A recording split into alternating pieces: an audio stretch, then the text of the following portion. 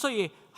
我記得喺10年前去做訪問調查嗰陣時咧，我哋做咗好多嘅，特別係老一輩嘅人咧嘅訪問咁樣。咁其中咧比較特別咧就係喺佢哋嘅口耳相傳啦。佢話以前咧佢哋唔單止淨係自己潮州人拜嘅喎，佢哋係同埋海陸豐人咧一齊拜。原來當時候鹿尾村嗰陣時候咧，其實唔單止淨係一班新來者係潮州人，仲有一班係海陸豐人。咁所以咧，佢哋咧係都屬於一啲比較少數嘅人。咁少數嘅人就點咧？就唯有大家合力啦、合作啦咁樣。咁佢哋後來慢慢發展底下咧，就大家一齊咧去搞個盂蘭勝會。當然個盂蘭勝會唔係一個好盛大盂蘭勝會，大家一齊夾份捐錢然後咧就去搭一啲嘅嗰個嘅棚，然後做一啲嘅簡單嘅祭祀。咁樣，咁而當時候咧就喺嗰個嘅魚塘嗰附近去舉辦。咁到後來咧舉辦咗4屆之後咧，佢哋就分拆咗啦。咁樣，呢個咧亦係咧我哋會見到一個嘅非常之正常嘅狀態，就係點講？即係大家你係海陸豐人，我係潮州人，大家合作一齊去做。咁但係好多時候咧，大家都會有唔同嘅意見大家嗰個語言又未必相通大家嗰個生活習慣未必相通，好多時有啲衝突喺度咁樣。咁所以嗰陣時候，我記得啦，我嗰陣時去做訪問嗰時咧，就唔係單止咧，我哋都唔係淨係單止訪問即係西貢嘅潮州人，因為你有陣時咧聽西嘅潮州人咁自然就講話，梗係佢哋唔啱啦，乜啦咁樣，佢哋班人又唔識乜啦咁樣啦，係咪啊？咁但係好開放嘅西貢嘅潮人相對開放，唔緊要，我哋去訪問翻西貢嘅海陸豐人啲老人家問翻下個原委咁樣，咁即係其實但係都百不離十，都係咁嘅原因，大家都會為咗一啲大家嗰個習慣唔同大家俾錢多少好多原因，大家就即係最後分拆咗，各有各做咁樣。咁而後來發展咧，去到即係60年代、70年代，慢慢潮州人喺西貢地方裏邊咧，慢慢個經濟實力咧慢慢強大咁樣，咁所以佢哋自己咧有能力地咧可以咧自己聘請嗰個嘅潮州嘅戲班咧嚟演出咁樣，咁而鹿尾村佢哋自己咧嘅海陸豐人咧就自己繼續搞咁樣，咁呢個係我差唔多早10年嗰陣時候去做調查嗰陣時候去影嘅啦，咁樣。咁其實而家嚟講，西貢嘅海陸豐盂蘭勝會繼續有嘅，佢哋就會搞即係初6、初7咁而佢哋自己拜嗰個咧就聖人公媽佢哋嘅就聖人公媽。咁呢個亦係我會見到海陸豐人其中一個幾普及嘅一個嘅信仰嚟嘅好多嘅佢哋會喺一啲嘅新遷嘅地方裏邊咧，佢哋會供奉嗰個嘅聖人公媽。你會見到譬如柴灣啦，柴灣嗰度咧都有嗰個聖人公媽咁樣。咁佢哋都有搞嗰個廟裏邊嗰度有間大聖廟嘅，柴灣嗰個大聖廟，佢哋都有搞盂蘭勝會，就初1至初3嗰陣時搞唔知個疫情之後佢哋點啦？我因為好耐都冇去考察。咁但係你會見到啦，即係佢哋咧會有佢哋嘅自己嘅傳統佢哋自己海陸豐佢哋會請翻自己海陸豐嘅喃嘸去做咁樣。咁呢個亦會點解你會睇到有陣時候點解會合咗一段時間會分開？咁當然啦，好多時候都係利益啦，好多時候有啲小事爭拗啦、財嘅爭拗啦，係咪啊？同埋大家嗰個習慣嘅唔同咁樣。咁呢個咧就係咧，反而呢個咧就唔係喺嗰個市即係同鄉會裏邊揾出嚟嘅檔案，而係政府嘅檔案。咁政府裏邊咧，其實咧有關盂蘭嘅檔案咧，其實都有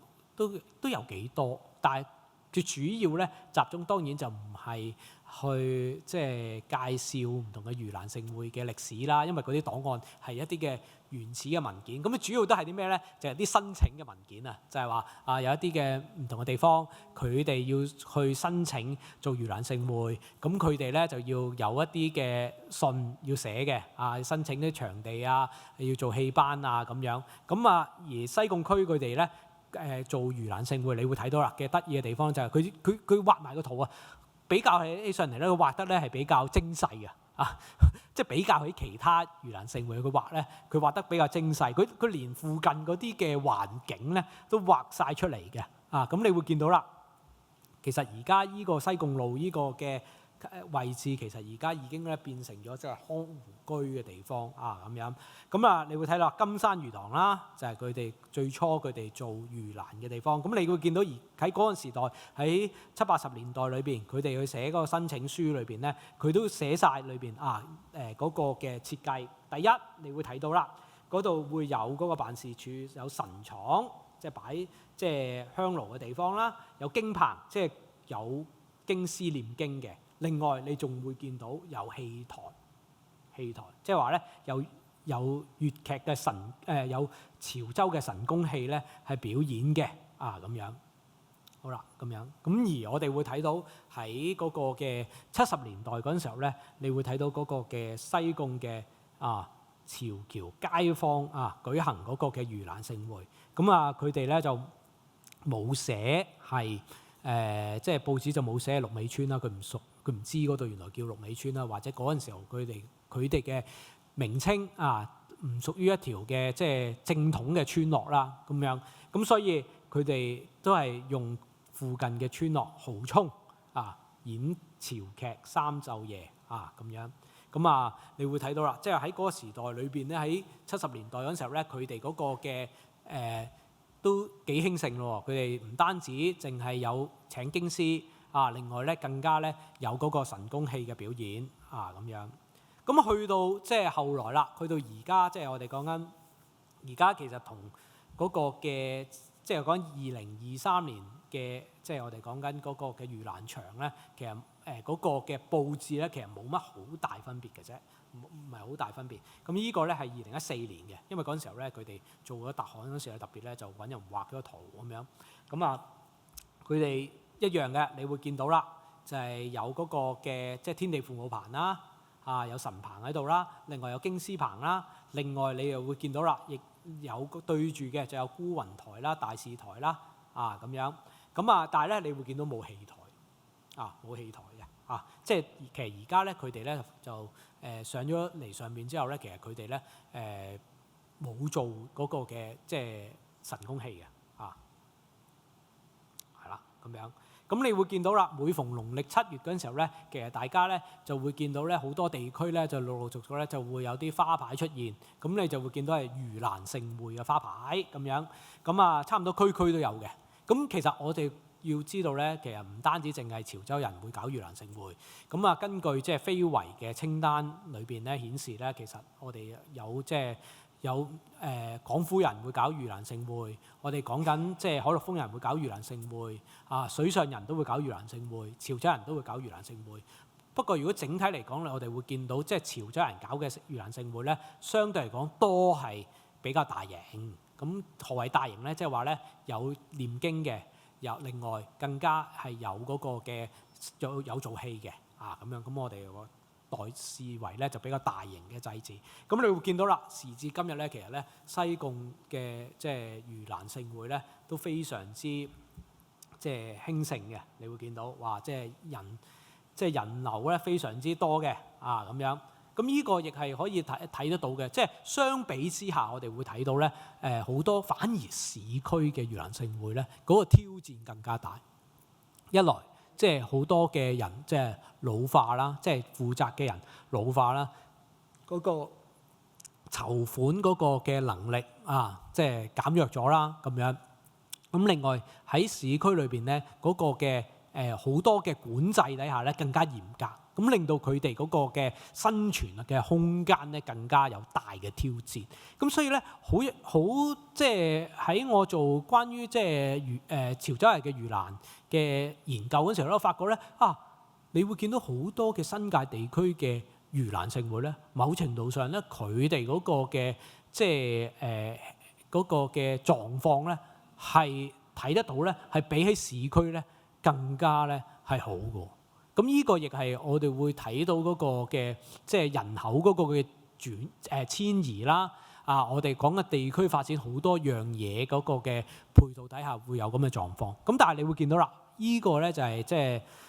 即係疫情之前嘅拍攝嘅呢個，好似2016定2017，我唔記得咗啦已經。咁樣，咁但係你會見到啦，哇，都非常之人流。嗱，呢個咧就係佢哋喺競投嘅環節裏邊，咁佢哋就會宴請啲街坊。嗱，呢個亦係好傳統嘅，好多嘅盂蘭勝會咧都會做呢樣嘢。咁但係個問題咧就越嚟越少，即係盂蘭勝會咧搞競投啦，因為咧嗰個嘅即係第一就好多時候你要投入嘅成本都唔少啦，你要請人哋食住嘢去競投，本身都係一個成本嘅投入啦。另外第二樣嘢就係嗰個嘅即係嗰個即係參加人嗰個嘅人數咁樣好多時候咧，我哋會見到有一啲嘅比較，即係我唔想講邊個嘅盂蘭勝會，但係咧就會見到有啲嘅即係比較即係比較凋零啊！我哋知道嘅比較凋零，就係哇，可能咧競投嗰班人咧，其實就係嗰班即係職理或者總理去競投翻咁樣，咁即係你會見到嗰個狀況咯咁樣，咁但係你會見到啦，哇！依個西貢區依個嘅潮人盛會咧，你就見到哇，連開好多圍好多嘅街坊好多嘅即係地區人士都嚟咧捧場咁樣。好啦，咁頭先講咗好多關於盂蘭勝會嘅東西啦，咁樣咁都要咧花少少時間咧，俾大家可能有啲朋友可能淨係知道農曆7月阿媽同你講就唔好去咁多夜街另外咧大家可能自己嘅又會跟隨自己屋企嘅一啲嘅習俗，會燒衣化衣嘅咁樣。我記得我細個嗰陣時候都有我都跟我媽咁樣去啲比較偏僻嘅一啲嘅地方即係黑咪掹嘅地方，咁就喺度咧就帶埋啲嗰啲芽菜豆腐跟住咧就化衣跟住殺啲嗰啲嗰啲零錢即係一兩毫子咁樣做法，咁同埋叫你咧就唔好着得咁鮮豔即係呢啲嘅傳統。咁但係其實我哋會見到咧，就係喺香港好多地區裏邊咧，喺嗰個嘅即係農曆7月嗰度咧，都會搞即係盂蘭勝會。咁而潮州人嘅盂蘭勝會比較大型嘅盂蘭勝會裏邊咧，你會睇到佢哋個佈局個設計上邊咧，其實都好相似。即係話咧，你會睇到同樣地啦，我哋講緊傳統嘅東西嗰陣時候，好多時候都有一啲嘅共通點嘅做嘅儀式或者佢請嘅戲班做嘅念嘅經其實好相似，但係同一樣嘢裏邊亦有佢一個差異嘅地方，因為佢地方有啲唔同嘅傳統，令到形成一啲嘅同其他嘅盂蘭勝會唔同。咁我會舉例啦，譬如話我哋講到即係潮州人嘅盂蘭勝會裏邊咧，其中好重要嘅一個棚咧就係天地父母棚啦。頭先講啦，潮州人嘅其中一個好重要嘅信仰就係天地父母啦。咁所以我哋會見到好多嘅廟宇好多廟宇咧，其實佢哋都會供奉嗰個嘅即係個主神未必係天地父母，但係佢一定會拜天地父母有個喺當天嘅位嗰度咁樣。咁而天地父母棚咧，其實就係即係佢哋會供奉咗一啲嘅佢哋嘅地區嘅主神即係會請出嚟嘅咁樣。咁而我哋講緊嗰個嘅西貢區嘅盂蘭勝會咧，佢哋嗰個嘅主神咧就係關大德啦。OK。咁另外啦，頭先我講緊一啲嘅係叫共通嘛，即係所有嘅一啲嘅潮州盂蘭勝會，你都會見到有天地父母棚，但係咧好多嘅基本上其他嘅盂蘭勝會潮州嘅就未必有觀音棚。點解咧？就係因為佢哋嘅傳統又唔同。其中就係其實點解無端端喺一個嘅盂蘭勝會裏邊會有個觀音棚咧？就係其實就係佢哋講緊喺70年代嗰陣時候，佢哋即係有一啲嘅即係擁有異能嘅人啦，就係咧一陣間都會講到關大德嘅呢個嘅神信仰咁樣。咁佢哋咧就即係神事咯，我哋叫做神事，就話咗俾佢聽咧原來原生嗰個嘅福德個土地咧，唔係土地咁簡單，係一個嘅再犀利啲嘅神咁樣。咁咧係由觀音娘娘所指派嘅咁樣。咁於是咧，大家咧就為咗要即係更加尊重佢嘅時候咧，於是就特別咧就搭建咗一個嘅觀音棚。咁所以到而家，直到而家嚟講咧，你都會見到喺西貢區裏邊咧，零零舍舍喺個天地父母棚隔離嗰度咧，你就會見到有嗰個嘅即係觀音棚喺度啊。其他盂蘭勝會冇嘅，但係你會見到其他盂蘭勝會有機會有一啲嘅其他嘅神靈嘅棚喎，獨特走出嚟嘅喎。舉例譬如你講緊三角碼頭，可能你會見到有個福德老爺嘅棚咁樣，咁呢個亦係佢哋嘅一啲嘅傳統特性咯。咁另外啦，我要快啲講啦。另外就係經師棚，就係即係誦經嘅地方啦。咁佢哋好多潮州人咧，佢哋都會禮聘一啲嘅潮州嘅佛社去誦經、念經嘅啊。咁而佢哋發生即係佢念經嘅地方就喺呢個嘅經師棚嗰度啦。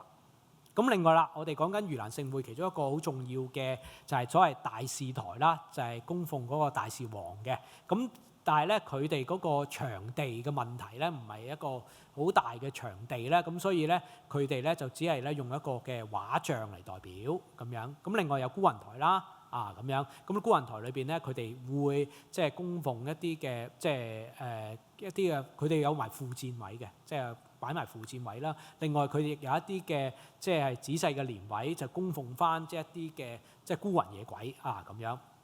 咁較為特別咧，就係咧其中我記得一年咧，好似係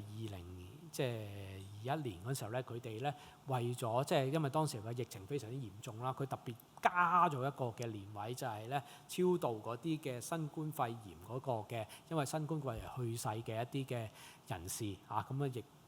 有個嘅年位去供奉咁樣嘅咁另外啦，就係有個嘅神馬棚啦，咁好多嘅潮州盂蘭勝會都有嘅。佢作為一個使者，將我哋民間嘅一啲嘅願望啲祈願帶到去天庭，咁就靠呢個紅馬啦咁樣。咁另外啦，除咗一啲嘅關於神靈嘅問題之外咧，咁啲人事嘅處理，咁佢哋有辦事處啦咁樣。咁另外要解決食物嘅問題啦，咁亦有嗰個嘅廚房你會見到。咁因為佢哋嗰幾日咧係素食嘅。咁而家佢哋嘅西貢區嘅盂蘭勝會咧，主要就係7月27農曆7月27至到29嘅最尾嗰幾日嘅咁樣。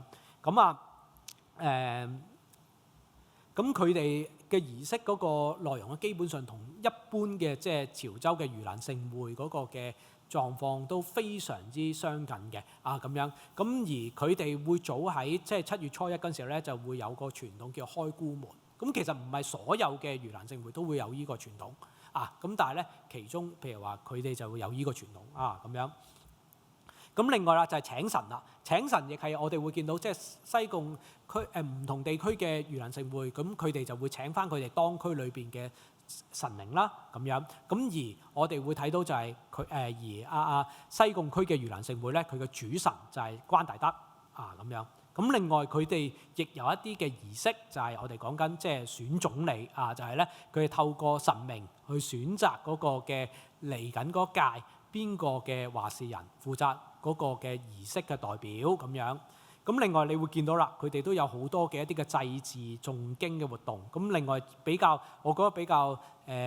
特別咧，就係佢哋會有即係2日嘅競投啦咁樣。咁另外咧就係佢哋亦有一啲嘅唔同嘅儀式。咁去到我哋講緊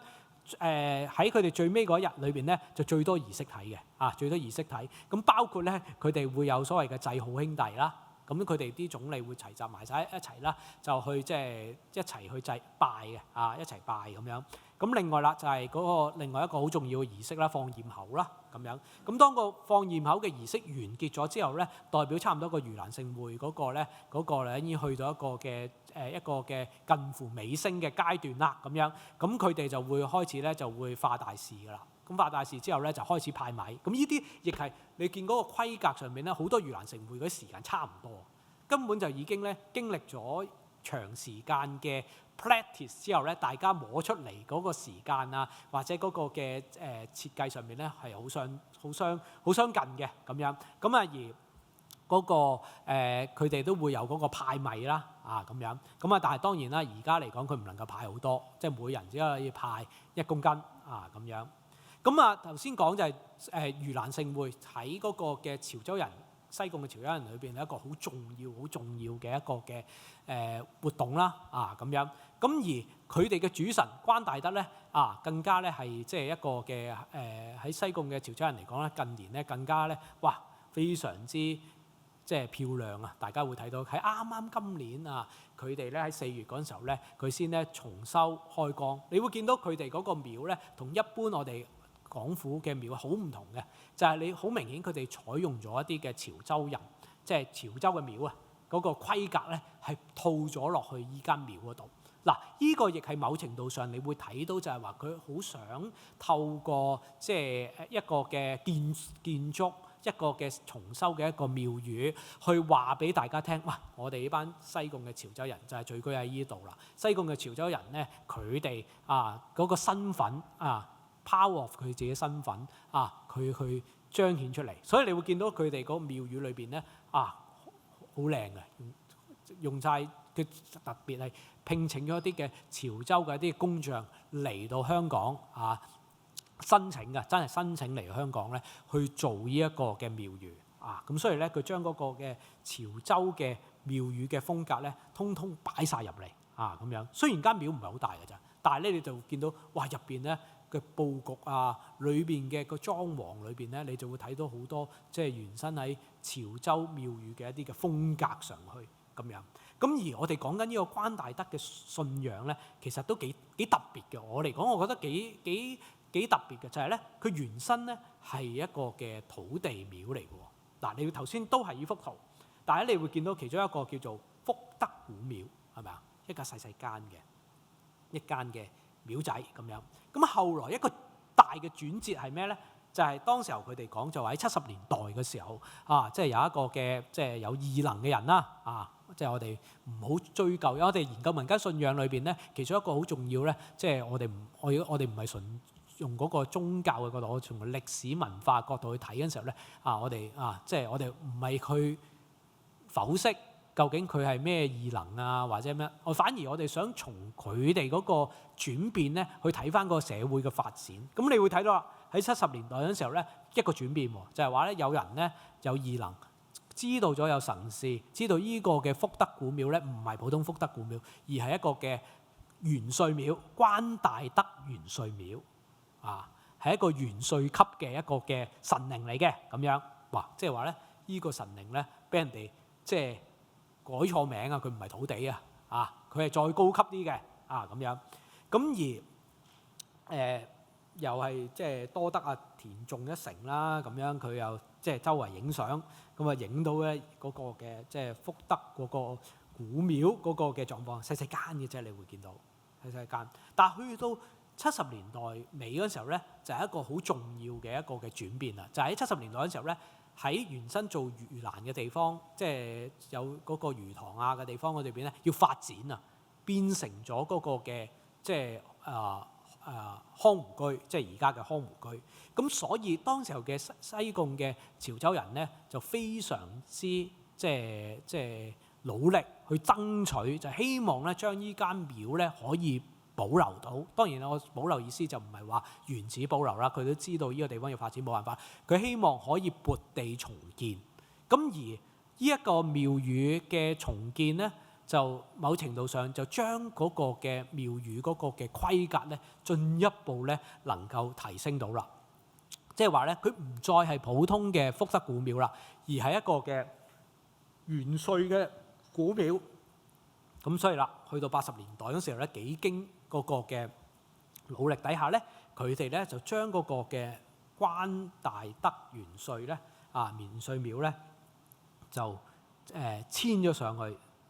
上邊，即係山上邊個小山丘上邊龍尾村嗰度。咁而當時候咧，佢哋亦舉行咗啲好隆重嘅即係開光儀式啦咁樣。咁所以你會見到嗰間已經唔係一間福德嘅古廟啦，已經變成咗一個大元帥廟啦。你會見到啦，即係呢個大元帥廟真係。咁當然啦，我哋會睇到佢嗰個建設嗰度個咧，就好似一個嘅普通嘅一個嘅即係平房嘅設計啦咁樣，唔係好特別嘅啫咁樣。咁有趣地咧，你會見到啦，佢哋有個石碑牌嗰度寫住咧，就喺呢度有冇寫啫？係啦，呢度咧就寫住關大德元帥嘅咁樣，而佢隔離咧就已經有一個嘅關帝像喺度供奉住啦，咁樣你會睇到啦，咁樣有個關帝像出現咯喎，咁樣